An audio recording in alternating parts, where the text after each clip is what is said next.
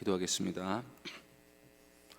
하나님 아버지, 주의 크신 은혜로 저희들을 보호해 주시고 오늘 이 시간도 저희들을 예배의 자리로 불러 모아 주셔서 하나님 은혜를 간구하게 하시니 감사드립니다. 하나님 아버지, 겸손히 주의 은혜를 구하오니 이 시간 저희에게 참 평안을 허락하여 주시고 하나님 안에서 즐거워하게 하여 주옵소서. 주 예수 그리스도의 이름으로 기도하옵나이다. 아멘. 찬송가 438장 찬양하겠습니다. 찬송가 438장입니다.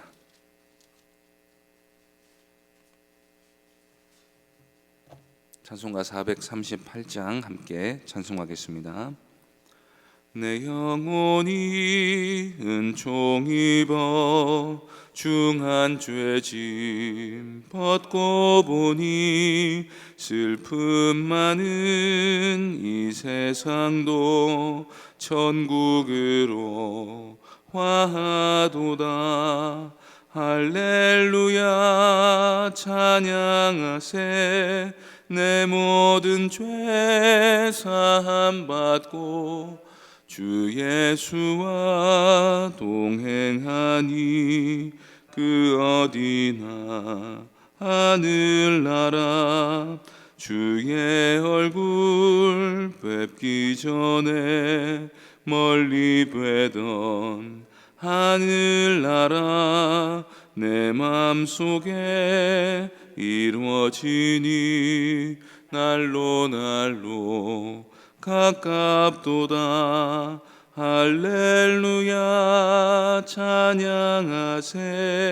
내 모든 죄 사함 받고 주 예수와 동행하니 그 어디나 하늘나라.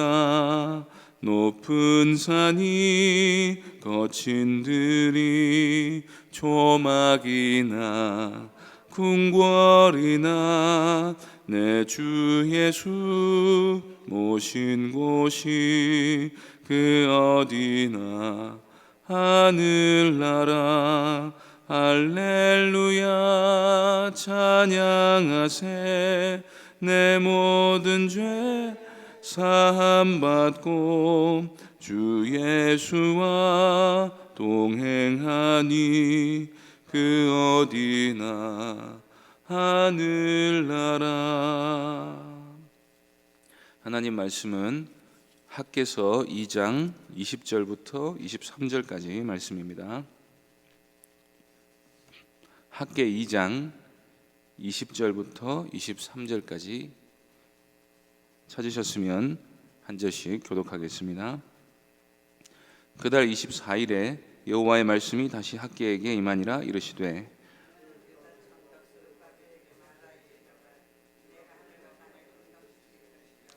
여러 왕국들의 보좌를 엎을 것이요 여러 나라의 세력을 멸할 것이요 그 병거들과 그 탄자를 엎드러뜨리리니 말과 그 탄자가 각각 그의 동료의 칼에 엎드러지리라. 만군의 여호와가 말하노라. 스알디엘의 아들 내 종 스룹바벨아, 여호와가 말하노라. 그날에 내가 너를 세우고 너를 인장으로 삼으리니 이는 내가 너를 택하였음이니라. 만군의 여호와의 말이니라 하시니라. 아멘.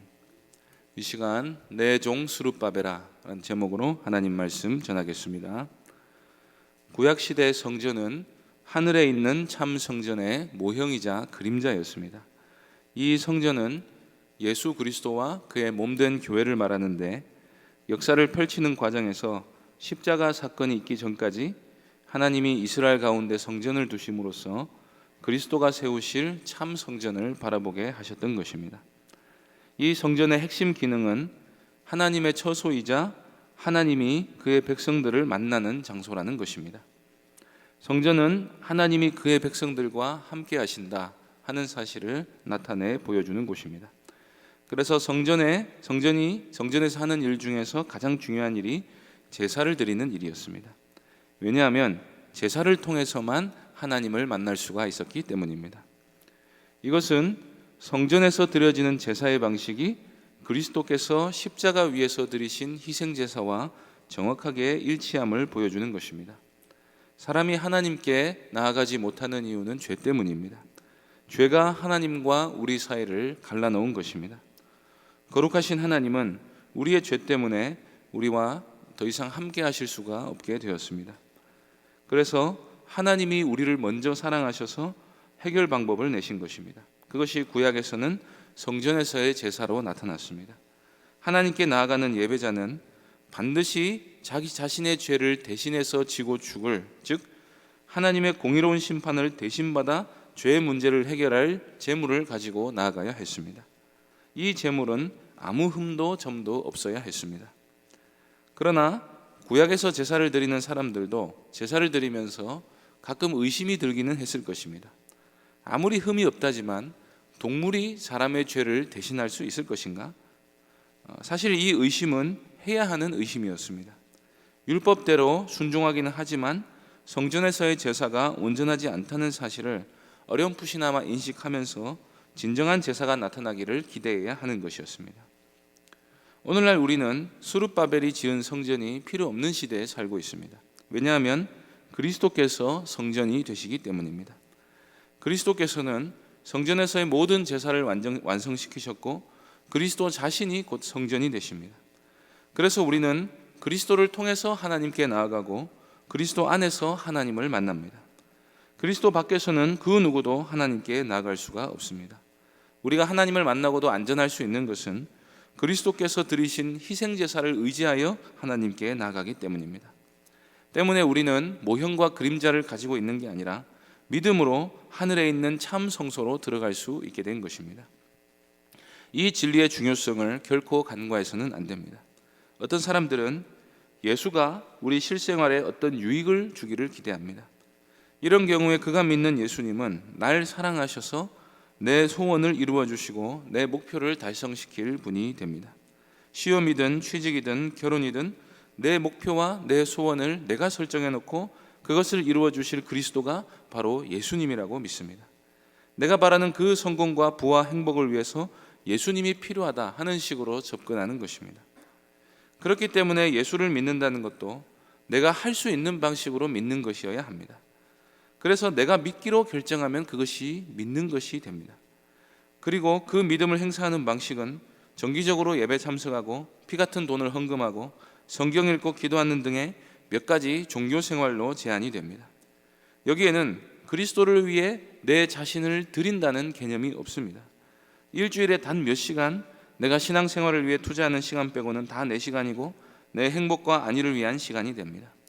따라서 내가 할 수 없는 방식으로 예수를 믿어야 한다는 것은 그가 가지고 있는 믿음의 공식에 맞지 않는 것입니다. 대표적으로 자기를 완전히 부인하고 자기 죄인됨을 시인하고 우리가 전적으로 타락한 존재라는 사실을 인정하고 회개하고 예수 그리스도만이 나의 유일한 의가 된다는 사실을 믿는 것, 이것이 어렵기 때문에 이 믿음을 거부합니다. 이렇게 믿는 건 너무나 어렵고 불가능한 일이기 때문에 이 믿음은 그래서 철저하게 선물로 주어지는 것입니다. 그러나 자기가 믿음을 통제해야 하는 사람은 자기 행복이 우상이 되어 있기 때문에 성령으로 말미암은 이 믿음의 선물을 기다릴 여유가 없습니다.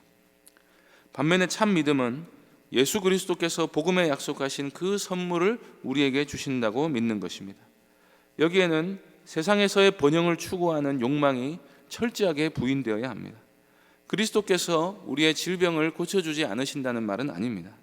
그리스도께서 우리 생활에 필요한 물질을 주지 않으신다는 말도 아닙니다.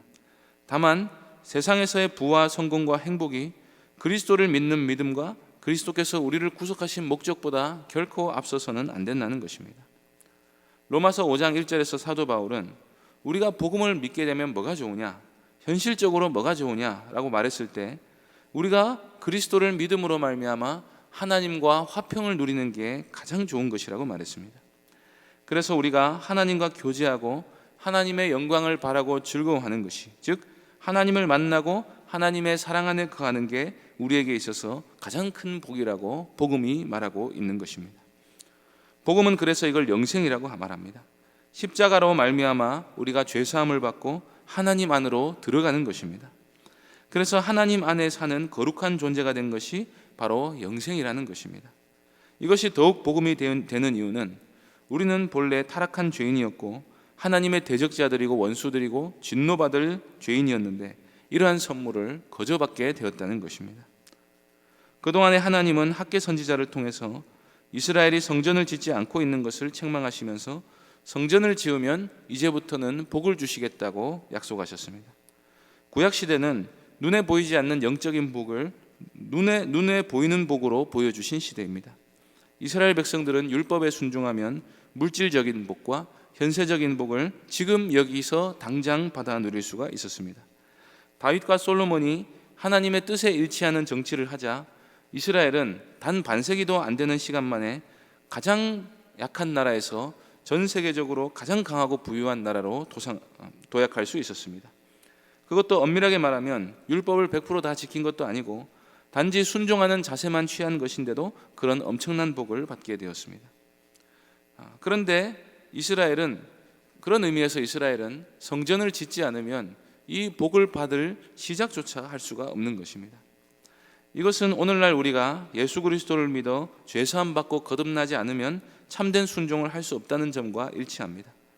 성전에서 이스라엘은 죄 문제가 해결되고 하나님께 가까이 나갈 수 있어야 합니다. 우리가 하나님 안에 있고 하나님이 우리와 함께 하셔야 그 시로부터 진정한 삶이 시작이 될 수 있는 것이지, 하나님을 빼놓고는 그 어떤 삶도 의미가 없는 것입니다. 그래서 하나님은 학개 선지자를 통해서 지금 짓고 있는 성전이 단지 이스라엘이 그들의 시대의 육적인 복을 받고 마는 것에 그치는 것이 아니라 영원한 복으로 이어진다고 말씀하십니다. 본문 20절을 먼저 보시겠습니다. 그달 24일에 여호와의 말씀이 다시 학개에게 임하니라 이르시되, 이날은 성전 기초가 세워지던 날에 선포된 두 번째 예언입니다. 성전 기초를 놓던 날부터 다시 복을 주시겠다, 그렇게 말씀하신 하나님께서 이번에는 스룹바벨 개인에게 한 가지 약속의 말씀을 더하십니다. 20절 21절 보시겠습니다. 너는 유다 총독 스룹바벨에게 말하여 이르라. 내가 하늘과 땅을 진동시킬 것이요 여러 왕국들의 보좌를 엎을 것이요 여러 나라의 세력을 멸할 것이요 그 병거들과 그 탄자를 엎드러뜨리리니 말과 그 탄자가 각각 그의 동료의 칼에 엎드러지리라. 하나님이 스룹바벨에게 말씀하십니다. 하나님이 하늘과 땅을 진동시킬 날이 올 것입니다. 이 날은 22절을 통해서 보았을 때 하나님이 세상을 심판하시고 하나님 나라를 최종적으로 세우시는 날입니다. 그날에 여러 왕국들이 전복될 것입니다. 나라들이 사라질 것입니다. 재림하신 예수 그리스도를 대항해 일으킨 세상의 군대가 백마를 타신 그리스도의 입에서 나오는 검으로 심판을 받게 될 것입니다. 그 심판의 날에 스룹바벨이 높임을 받습니다. 23절 보시겠습니다. 만군의 여호와가 말하노라. 스알디엘의 아들 내 종 스룹바벨아, 여호와가 말하노라. 그날에 내가 너를 세우고 너를 인장으로 삼으리니 이는 내가 너를 택하였음이니라. 만군의 여호와의 말이니라 하시니라. 하나님이 그 심판의 날 후에 세워질 유일한 하나님의 나라에서 스룹바벨을 높여주십니다. 하나님이 스룹바벨을 인장으로 삼으십니다. 여기서 인장이란 인장 반지를 말합니다. 동양적으로 볼 때 옥새라고 할 수 있을 것입니다. 왕이 쓰는 도장이 바로 인장입니다. 하나님이 스룹바벨을 하나님 나라의 통치 대권자로 삼으십니다. 스룹바벨이 그런 놀라운 은혜를 입은 이유는 하나님이 그를 택하셨기 때문입니다. 처음 창조된 아담 역시도 자기가 원하든 원치 않든 인류의 대표로 세움을 받았습니다. 그것은 아담에게 아주 큰 특권이자 책임이었습니다. 이제 하나님은 그런 것처럼 하나님이 회복시킬 나라에 스룹바벨을 머리로 세우신다고 약속하십니다. 이 말씀을 듣는 스룹바벨이 얼마나 큰 힘을 얻었을지는 말할 필요도 없습니다. 하나님이 이런 말씀을 하시는 데는 현실적인 이유가 있습니다. 지금 성전 공사를 진행하는 데 있어서 스룹바벨의 리더십이 가장 큰 공격을 받고 있기 때문입니다. 결국 모든 문제는 지도자의 리더십 문제로 귀결됩니다. 그런데 하나님이 학개 선지자를 통해서 하나님이 스룹바벨을 세우셨다고 말씀하십니다. 그냥 세우시는 게 아니라 최후에 완성될 하나님 나라의 통치 대권자로 삼으셨다고 말씀하십니다. 그러면 유다 공동체가 스룹바벨의 리더십에 대해 이제 더 이상 말할 수가 없습니다. 이 말씀이 있었기 때문에 유다 공동체가 향후 4년 만에 성전 공사를 신속히 완성할 수가 있었던 것입니다. 그런데 우리는 하나님 나라의 통치 대권자가 스룹바벨이 아니라 예수 그리스도이심을 알고 있습니다. 그러면 하나님이 스룹바벨에게 말씀하신 것은 스룹바벨 개인에게 하신 말씀이라기보다는 다윗 언약을 이루실 것을 말씀하신 것입니다. 구속사로 볼 때 장차 세워질 그리스도의 몸이라는 이 성전을 세워야 한다는 사실을 생각할 때 포로 귀한 공동체에서 제일 중요한 인물이 바로 그래서 스룹바벨입니다. 왜냐하면 예수님이 스룹바벨의 자손으로 오시기 때문입니다.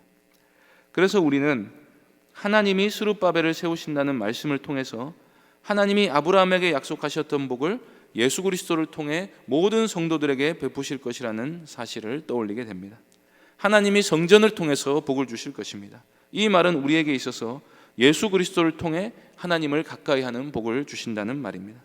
하나님이 스룹바벨을 세우셔서 복을 주실 것입니다. 이 말씀도 하나님이 새 언약의 중보자이신 아브라함과 다윗의 자손이신 예수 그리스도를 통해 하나님 나라를 완성시킬 것을 말씀하신 것입니다.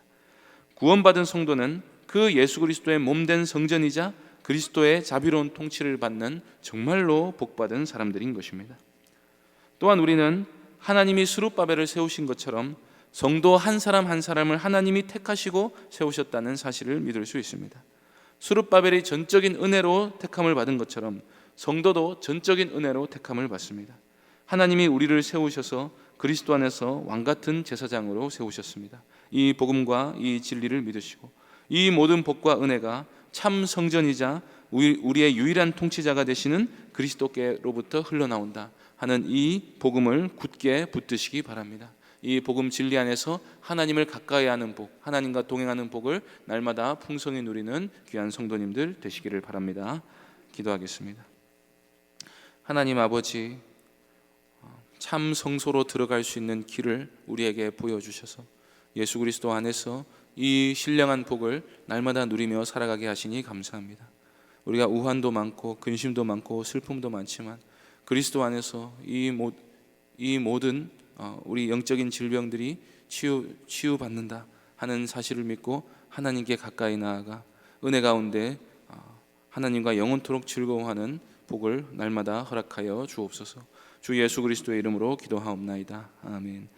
하늘에 계신 우리 아버지여, 이름이 거룩히 여김을 받으시오며 나라의 임하옵시며 뜻이 하늘에서 이룬 것 같이 땅에서도 이루어지이다.